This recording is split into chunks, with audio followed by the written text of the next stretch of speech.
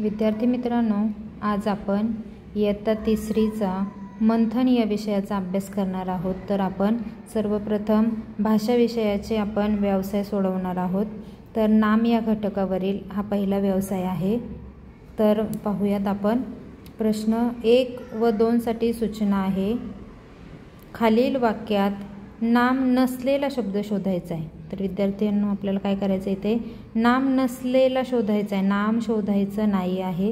तर इथे मंगेशला हे नाम आहे म्हणून हा पर्याय आपला येणार नाही। त्याच्यानंतर बाबांनी हे सुद्धा नाम येतं म्हणून हाही पर्याय कॅन्सल झाला। त्याच्यानंतर 2 हे सुद्धा संख्येचं नाव आहे म्हणून हाही पर्याय नाही, म्हणून दुसरा पर्याय जो आहे दिले, तर हे क्रियापद आहे म्हणजे हा नाम नसलेला शब्द आहे। दुसरा प्रश्न आहे, तिसरीच्या परीक्षेत ललिताचा प्रथम क्रमांक आला। याच्यामध्येही आपल्याला नाम नसलेला शब्द शोधायचा आहे। तर पहिलाच पर्याय आहे आला। तर आला हे क्रियापद आहे म्हणजे हा नाम नसलेला शब्द आहे। तिसरीच्या प्रथम आणि ललिता ही सर्व नामे आहेत आणि आला हे क्रियापद आहे म्हणजे हा नाम नसलेला शब्द आहे। प्रश्न तिसरा, खालील वाक्यातील नाम असलेला शब्द शोधायचा आहे। आता काय शोधायचं आहे? नाम असलेला शब्द पर्यायातून शोधायचा आहे। तर वाक्य आहे, कळसुबाई शिखर सह्याद्री पर्वतात आहे।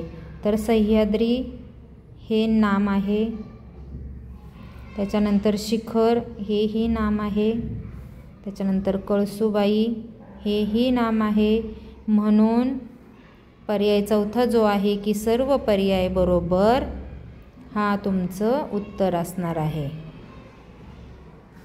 त्याच्यानंतर प्रश्न 4 ते 6 साठी सूचना, खालील वाक्यातील नाम शोधा। नाम शोधायचं आहे आता। प्रश्न चौथा, सर्वांच्या अंगी धीटपणा असावा। आता बघा याच्यामध्ये नाम कोण आहे?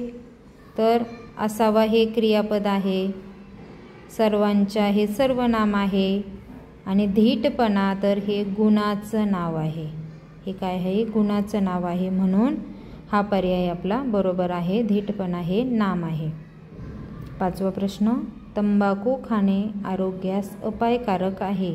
या वाक्यामध्ये खाणे हे क्रियापद आहे आणि आहे हे ही क्रियापद आहे म्हणून हे 2 पर्याय गेले।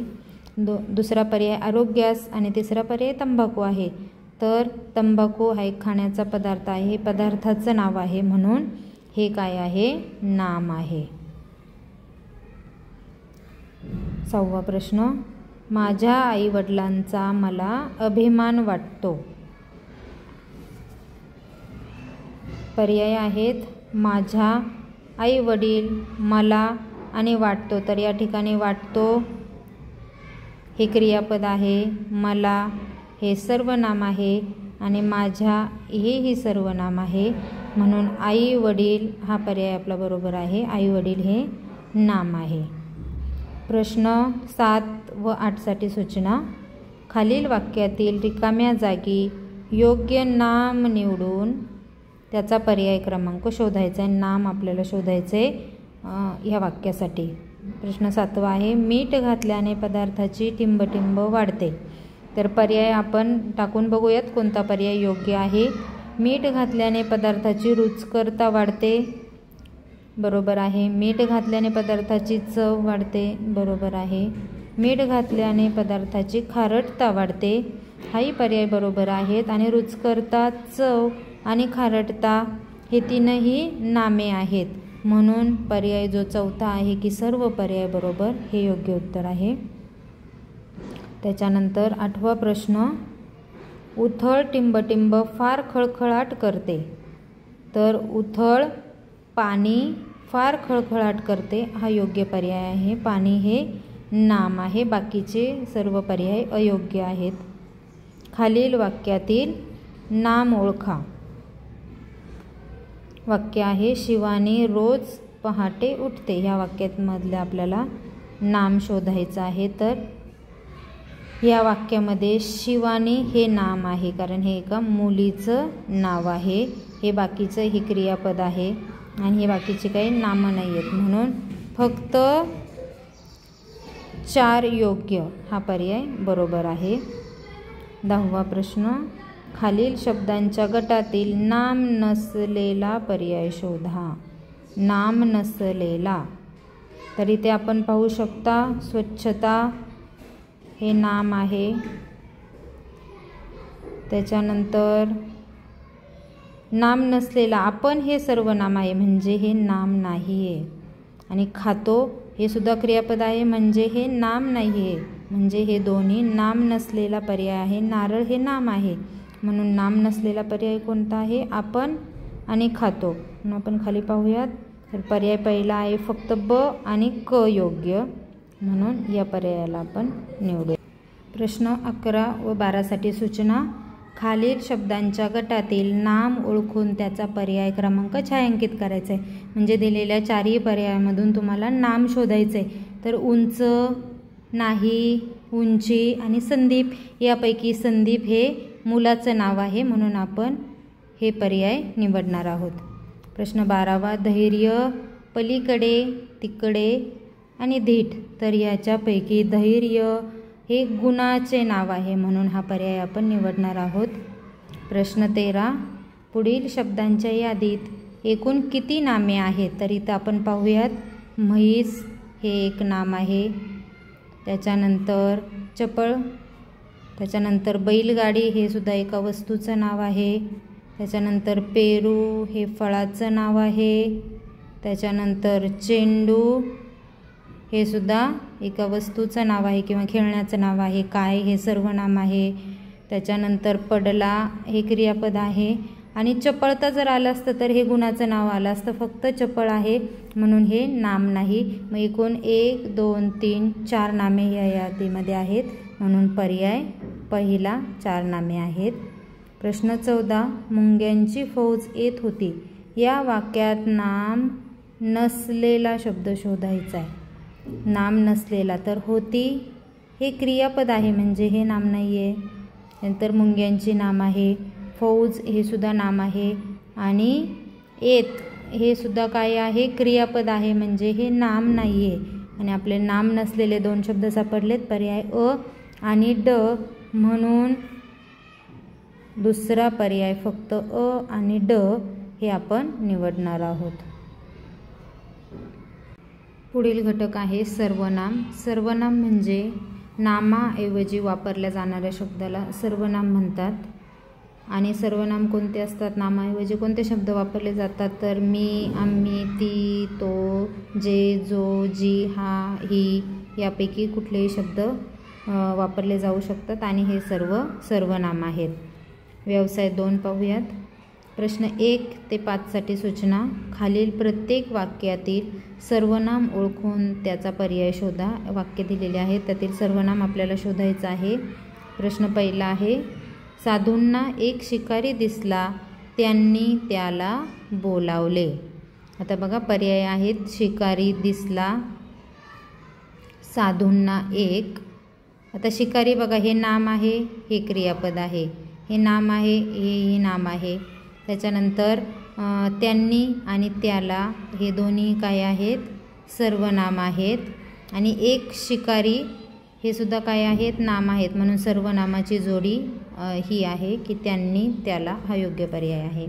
प्रश्न दुसरा, इमारत भव्य व सुंदर होती, आता ती बरीच पडली आहे. या वाक्यामध्ये आपल्याला सर्वनाम शोधायचं आहे. तर या वाक्यामध्ये भव्य हे सर्वनाम नाही आहे, तर ती हे सर्वनाम आहे. हा पर्याय आपला बरोबर आहे. ती हे सर्वनाम आहे.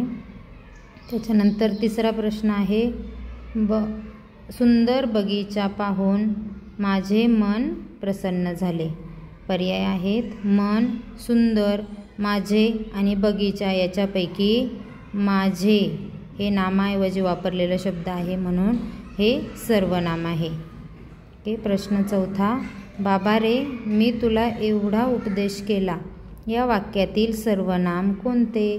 तर पहिला पर्याय आहे तुला, बाबा, उपदेश आणि मी. तर तुला हे सर्वनाम आहे, बाबा हे नाम आहे, उपदेश हे सुद्धा नाम आहे आणि मी हे सर्वनाम आहे.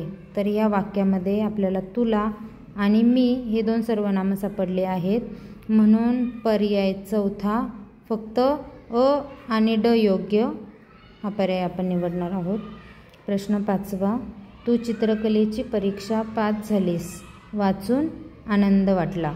याच्यामध्ये सर्वनाम शोधायचं आहे. तर परीक्षा, वाचून, तू आणि आनंद यापैकी तू हे सर्वनाम आहे, म्हणून हा पर्याय बरोबर आहे.